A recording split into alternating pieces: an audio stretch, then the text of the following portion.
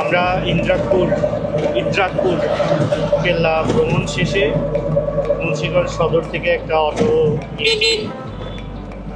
এটাতে আমরা যাব মূলত সর্বশেষ গন্তব্য হচ্ছে আরিয়াল বিল, কিন্তু তার আগে আমরা আরও তিনটা জায়গায় যাব। প্রথমে আমরা একটু সামনেই মুন্সিগঞ্জ সদরের মধ্যেই অবস্থিত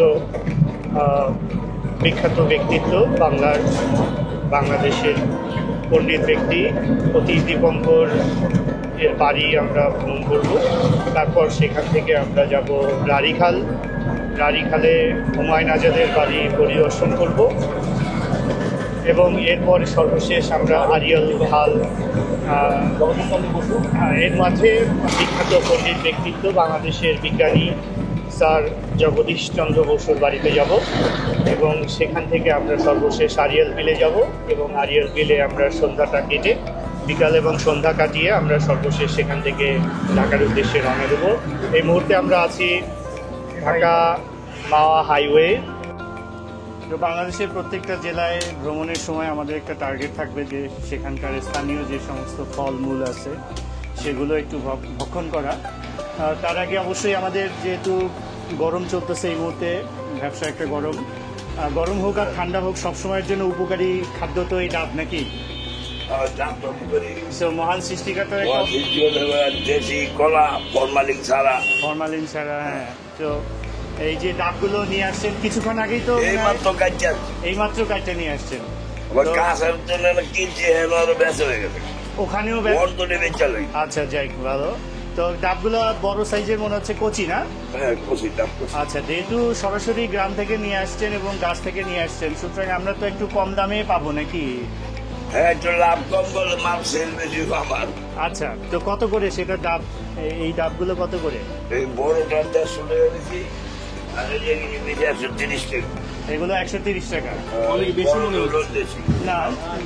ঠিক আছে, হ্যাঁ আমাদের দেশি ডাবের দাম না, দেশি ডাবের দাম অনেক বেশি মনে হচ্ছে, কারণ আমরা ঢাকার শহরে ডাব খাই আরো কম দাম। যে ডাবটা না ওইটা।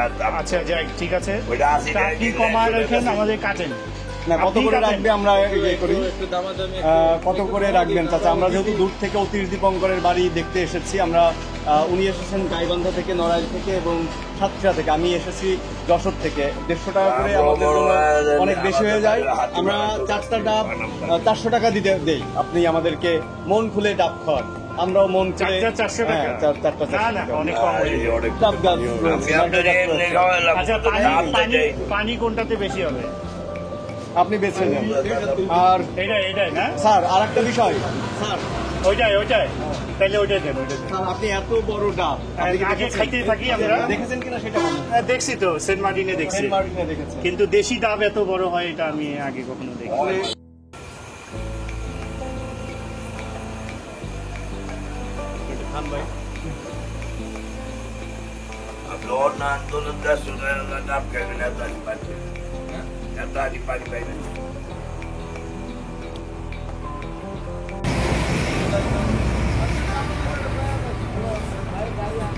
এই যে বৌদ্ধবিহার প্রত্নতত্ত্ব জাদুঘর, আমরা বজ্রযোগিনী গ্রামে যাচ্ছি।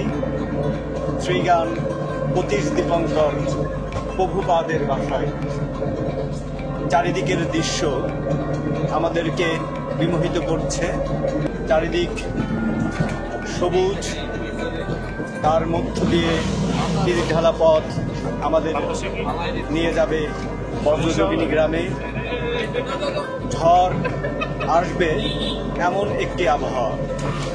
আল্লাহ পাক কি চাচ্ছেন না যে আমরা আজকে বৌদ্ধ বিহারের এই বাতাস ক্রমশ বেড়ে চলেছে। আসলে এই ভালো লাগার অনুভূতি ভাষায় ব্যক্ত করা সম্ভব নয়। বাঙালি যিনি বৌদ্ধ ধর্মের প্রচারে ব্যাপক প্রভাব বিস্তার করেছিলেন, তিব্বত অঞ্চলে অতীশ দীপঙ্করকে গৌতম বুদ্ধের পরেই সম্মান দেয়া হয়। অতীশ দীপঙ্কর শুধু আমাদের বাংলাদেশের সম্পদ তা না, তিনি একই সাথে একটা বৈশ্বিক সম্পদের অতীশ দীপঙ্কর মেমোরিয়াল কমপ্লেক্স এই রোড ধরে একটু সামনে এগোলেই আমরা সেখানে পৌঁছে যাব।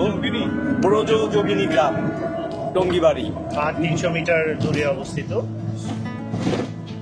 এই সময়ে খুব সুন্দর একটা শীতল হাওয়া আমাদেরকে পরশ দিচ্ছে। দিগন্ত বিস্তৃত কালো মেঘ, সাথে শীতল হাওয়া আমাদের স্পর্শ করছে এবং মুন্সিগঞ্জের এই অঞ্চলের উর্বর জমির পানের বরজ, বিভিন্ন ধরনের গাছপালা, ঝড়ো হাওয়া। আমটা পড়ে গেছে, আমটা আমাদের কাকি, আমটা আমাদের, আমটা আমাদের। বাতাসের বেগ এতটাই প্রখর আমরা চাইছি যে আমটা নিয়ে নেই। আমাদের সিএনজি এগোতে পারছে না। আমটা যেহেতু বাতাসের আমাদের, বেগে একটি আম পড়ে গিয়েছে। Thank you thank you thank you. চাচি আমাদের হাতে আমটা তুলে দিলেন।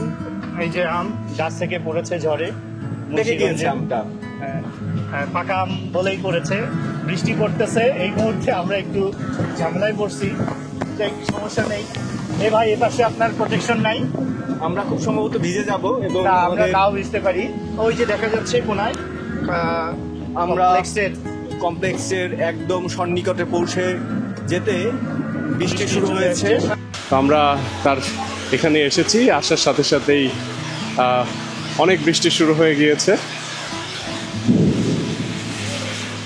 তো বৃষ্টিটা আমরা উপভোগ করছি এখানে দাঁড়িয়ে দাঁড়িয়ে, বেশ ভালো লাগছে আর কি। বৃষ্টি খুবই ভালো লাগে, আর সেই সাথে সাথে এমন বৃষ্টি হলে তো কথাই নাই। আপনারা দেখেন, উপভোগ করেন এই বৃষ্টির কান্না। এই বৃষ্টির কান্নায় কান পেতে রই। আমি যদি একটু দেখাই,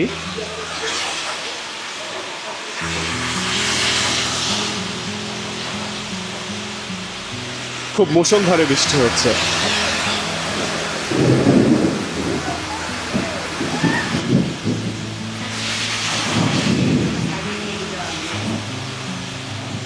আজ এই বৃষ্টির কান্না দেখো, মনে পড়লো তোমার অশ্রু সজল চোখে।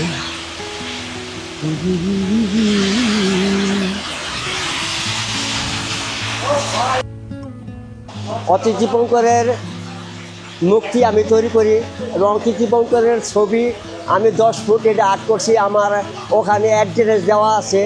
হ্যাঁ, মানে এগুলি আমি মুক্তি তৈরি করতেছি। হ্যাঁ, এটা আমি সাজাবো এখানে।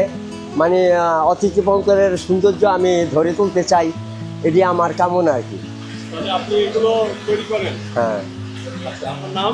আমার নাম সিরাজ রামপাল। হ্যাঁ আপনি এগুলো করেন? হ্যাঁ, আর ছবি আঁকি আর কি। ছবি আঁকেন? হ্যাঁ, ছবি আঁকি। বলছিলেন যে অতীশ দীপঙ্করের ছবি? ওই যে ছবিটা উপাশে ইটা কমু। হ্যাঁ, বড়টা। হ্যাঁ, ওটা নিচে সিরাজ আর্ট লেখা আছে। হ্যাঁ হ্যাঁ, এটা আমি এঁকেছি। আর 40 বছর পার হয়ে গেল গা। হ্যাঁ, 40 বছর পার হয়ে আছে, এখনো চলতেছে। রামপাল হাই স্কুলের নিকটে। তাহলে মানে এই এখন কি আছেন? এটা লক্ষ্মী প্রতিমা? এটা মানে ভক্তি করতেছে আর কি। ভক্তি করতেছে। ওটা ওখানে সাজাইব স্থানে, মানে সাজায় রাখবো। এটা প্রায় 7-8 দিন যাবত এটা নিয়ে আমি কাজ করতেছি। এখন ব্যবসা ক্ষেত্রে কিছু করার নাই। ব্যবসা ক্ষেত্রে বা আমার যদি এই কাজ আমি শিখছি, এখন সে বিধর্মী হইতে পারে, কিন্তু আমার তো সে ডাকাইছে। হ্যাঁ, আমি তো এই কাজ জানি বলে আমাকে ডাকাইছে, তাই বলে তো আমি এই কাজটা করছি। আত্মপ্রচারে সম্পূর্ণ বিরত হবে। আত্মপ্রচার, হ্যাঁ মানে নিজের প্রচার হ্যাঁ, কখনোই করবেন না। আমি নিজের প্রচার আমি জীবনে হতা করি নাই। 40 বছর পার হয়ে গেছে গা, আমি আজও পর্যন্ত করি নাই। হ্যাঁ, আমি মুসলিম অথবা আমি এই কাজ জানি বললে তারা আমাকে এখানে আনছে। আমি ইচ্ছাকৃত এখানে আসি না। কন্টাকে কাজ, হ্যাঁ, কন্টাকে কাজ করি। হ্যাঁ, এটা পেমেন্টটা পান্তে দেয়, তার নাম করুণা পান্তে। করুণা পান্তে সরকারের অধীনে? সরকারিভাবে চলছে? তা মনে হয় আমি সঠিক বলতে পারবো না, আচ্ছা, এটা আমি মানে সঠিক। অফিস তো আছে না? হ্যাঁ, অফিস আছে, ভিতরে লাইব্রেরি আছে, আপনি কথা বলতে পারেন করুণা পান্তের সাথে। হ্যাঁ ওখানে অফিস তো। হ্যাঁ, সে এখানে থাকে বা অফিস। তো এই জায়গাটাতে অতীশ দীপঙ্কর ছিলেন? তার ভিটা বাড়ি ছিল এটা, ও, এটা তার ভিটা বাড়ি। এটা তার ভিটা বাড়ি আর কি। কিন্তু সে এখানে মারা যান নাই, কিন্তু মারা গেছেন সে চীনে মনে হয়, চীনে, তিব্বতে। আর তিব্বতে মারা গেছেন আর কি। তিব্বতে মারা গেছেন। হ্যাঁ, পরবর্তীতে মানে চীনারা আইসা এটা আজকের থেকে প্রায় 25 বছর আগে স্থাপিত এই জিনিসটা করে আর কি। আচ্ছা, তারা হ্যাঁ। বিশ্বাস করে যে অতীশ দীপঙ্কর হ্যাঁ। তার অরিজিনটা চাইনিজরা বা বুদ্ধিস্টরা এটাকে আবিষ্কার হ্যাঁ। করে। আর তখন থেকে আমাকে এখানে আনে আর কি। সিনসিনারি আর্ট করে ওঠেন তো, সিনসিনারি আর্ট করা আছে, এই যে দেখছেন সিনসিনারি আর্ট ওই করা ওই- আছে। ওই যে ওই যে মূর্তিটা দেখা যাচ্ছে গোল্ডেন কালার। না না, ওইটা তো লগা পাথরের। এই যে এই ধারেরটা আমার, এই যে এই পাশে, ডান পাশে যেটা হ্যাঁ এই যে আমার, আর ও পাশে ওই যে অতীশ দীপঙ্করের মেয়ে, এটা অতীশ দীপঙ্করের, কিন্তু ওইটা একটা ফেস মানে প্রায় 55 বয়সের তার পিকচারটা তারা চীনের থেকে এটা পাঠাইছে। তাই চলো যেখানে আমরা পাস করে ঠিক আছে, ধন্যবাদ আপনাকে। হ্যাঁ, ভালো ধন্যবাদ। থাকবেন। আমরা এই মুহূর্তে অবস্থান করছি অতীশ দীপঙ্করের বসতভিটায়। 982 খ্রিস্টাব্দে অতীশ দীপঙ্কর জন্মগ্রহণ করেছিলেন ব্রজ যোগিনী এই গ্রামে। আমরা তার স্মৃতি বিজড়িত স্থানে হাঁটছি এবং আমরা এখানে আসার পূর্বে বৃষ্টি শুরু হয়েছে, এখন বৃষ্টির প্রকোপ কিছুটা কমে এসেছে। এই যে যে নিদর্শনটি আমরা দেখতে পাচ্ছি, এটি তিব্বতীয় স্টাইলে নির্মাণাধীন একটি স্মৃতি ফলক, এবং এখানে অতীশ দীপঙ্করের দেহভস্য 55 ফুট মাটির নিচে এখানে এখানে 55 ফুট মাটির নিচে আছে। আছে। যখন এই স্মৃতি ফলকটি নির্মাণ করা হয় তখন তার দেহ অবশেষ মাটিতে গেঁথে দেওয়া হয়েছিল। আচ্ছা, এবং না কিন্তু উনি বলছিলেন যে তিনি মারা গেছেন তিব্বতে। তিব্বতে মারা গিয়েছেন, কিন্তু তিব্বতে তার সমাধি সৌধ রয়েছে অতীশ দীপঙ্করের। আচ্ছা। এবং আপনি স্যার জানেন যে পাল বংশ, গোপাল পাল 1750 খ্রিস্টাব্দে যখন এই ভারতীয় উপমহাদেশে বৌদ্ধ ধর্মের প্রচার কাজ শুরু করেন, বা তার শাসন আমলে বৌদ্ধ ধর্ম এই ভারতীয় উপমহাদেশে প্রচার লাভ করেন, তখন বাংলাদেশের বা এই অঞ্চলের অধিকাংশ মানুষ কিন্তু বৌদ্ধ ধর্মাবলম্বী ছিল এবং বৌদ্ধ ধর্মে দীক্ষিত হয়েছিল।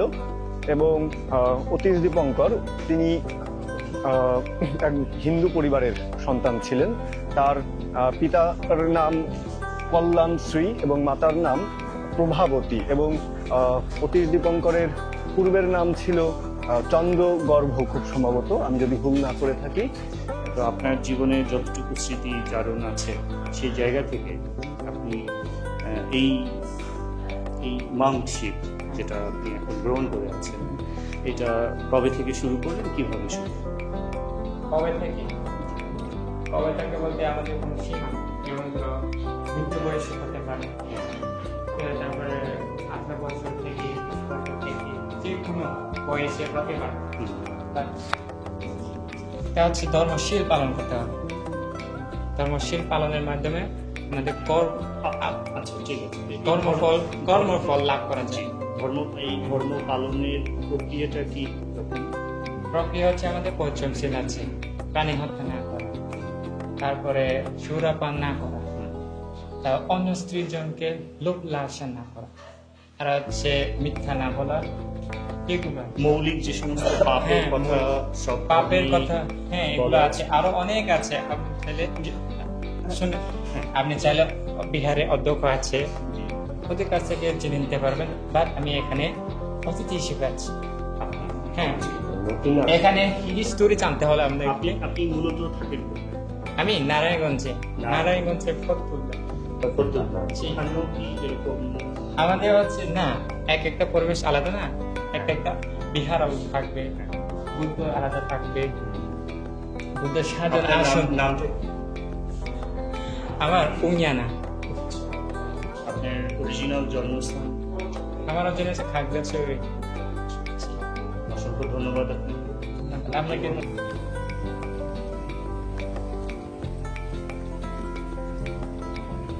গেল না। ও ভাই কন্ট্রাক্টর, আপনি আর ভাই হচ্ছে ওনার। থ্যাংক ইউ ভাই। ভাইয়ের নাম কি ভাই? এই কত বছর ধরে এই কাজটা চলছে?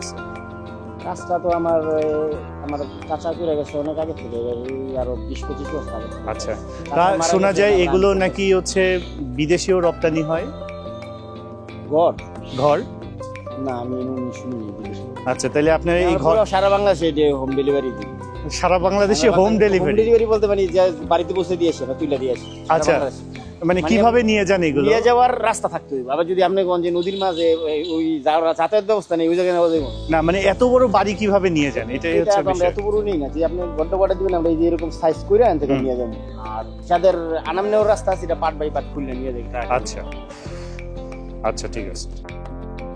দেখেন এই জায়গাটা কি তাহলে? দরজা, মেইন দরজা। এই যে আপনি একটু আসবেন কাইন্ডলি।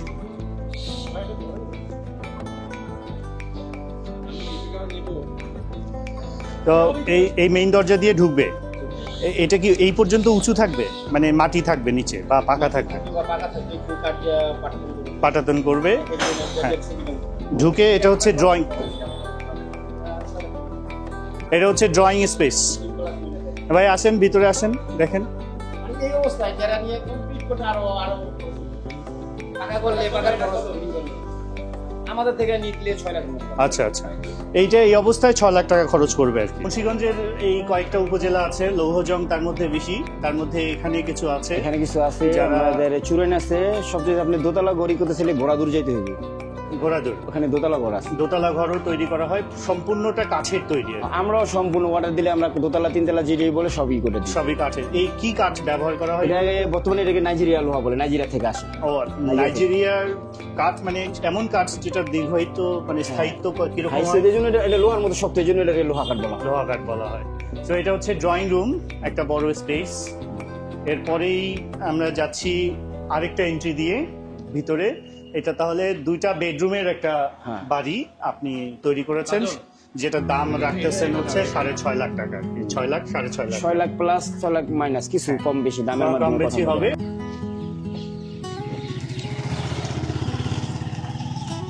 তো আমরা মুন্সিগঞ্জ সদরের অনেকগুলো প্রত্নতাত্ত্বিক নিদর্শন আছে এই সদর উপজেলার মধ্যে। ছোট ছোট অনেক মঠ আছে। তো সেই সবগুলো মঠ আলাদা আলাদাভাবে আমাদের পক্ষে দেখা সম্ভব না। আমরা একটা মঠ দেখতে এসেছি এখানে। এটা সোনারং মন্দির তথা সোনারং জোড়া মঠ নামে পরিচিত। এখানে আমরা দেখতে পাচ্ছি 2 ভাই, এরা কাজ করতেছেন না ভাই আপনারা? আচ্ছা, তো এটা সম্পর্কে আপনারা কিছু জানেন? জানেন না, না? আচ্ছা। সোনারং যে মঠটি আমরা দেখতে পাচ্ছি সেটি 1800 শতকে নির্মাণ করা হয়েছিল। এটি হিন্দু ধর্ম অবলম্বী যারা রয়েছে তাদের একটি মন্দির, এবং এখানে একসময় পূজা অর্চনা হতো। ইতিমধ্যে স্যার বলেছেন এই মঠ সম্পর্কে, এবং খুবই শৈল্পিক একটি নিদর্শন, এবং বাংলাদেশের আনাচে কানাচে এরকম অগণিত মঠ মন্দির ছড়িয়ে রয়েছে। মঠ আমরা দেখছি একটা প্রত্নতাত্ত্বিক নিদর্শন বাংলাদেশে। মুন্সিগঞ্জ জেলার সদর উপজেলায় ছোটোখাটো অনেক সিঙ্গেল মঠ আছে, তার মধ্যে জোড়া মঠ আছে কয়েকটি, তার মধ্যে এটি একটি। এটার সংস্কার কাজ চলমান আছে, সংস্কার কাজ চলছে। তো এইভাবে প্রত্নতত্ত্ব অধিদপ্তরকে আমরা ধন্যবাদ দিতে চাই যে বাংলাদেশের ইতিহাস, সংস্কৃতি, ধর্মীয় ঐতিহ্যের যে সংরক্ষণ তারা করছে, এগুলা অত্যন্ত ইতিবাচক বলে আমরা মনে করি। আমাদের পরের টার্গেট, আমরা যাচ্ছি রাড়ীখাল।